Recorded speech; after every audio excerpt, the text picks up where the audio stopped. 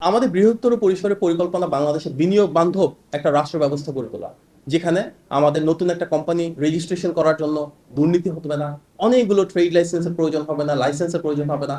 আমরা স্ট্রিমলাইন একটা প্রসেসের মাধ্যমে ওয়ান স্টপ সলিউশন নিশ্চিত করতে চাই। বাংলাদেশে যত বিদেশি বিনিয়োগ আসবে, সেক্ষেত্রে অবশ্যই একটা মূল ভিত্তি হবে কর্মসংস্থান আমরা কিভাবে তৈরি করব। আমাদের বিভিন্ন ক্ষেত্রে রাষ্ট্র পরিচালনা যেমন প্রযোজ্য, একই সাথে শিল্প এবং ব্যবসা বাণিজ্যের সাথে জড়িত প্রতিটি ক্ষেত্রে কিভাবে আমরা আরো স্বচ্ছতা নিশ্চিত করতে পারি, কিভাবে ব্যবসার ক্ষেত্রে ট্যাক্সের ক্ষেত্রে সুযোগ সুবিধা বাড়াতে পারি, সেগুলো নিয়ে কাজ করছি।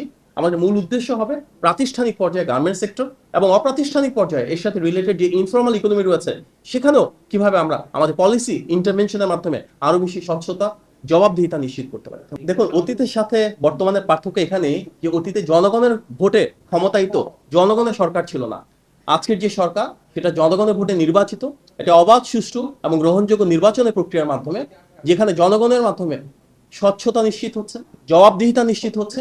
যেহেতু জনগণের পাশে থাকি, জনগণের সাথে থাকি, জনগণকে পাশে নিয়ে ইনশাল্লাহ আমরা ঈদুল আজহাতেও সুন্দরভাবে শ্রম বান্ধব নীতিমালার মাধ্যমে সব শ্রমিকদের জন্য বেতন, বোনাস সুনিশ্চিত করবো ইনশাল্লাহ।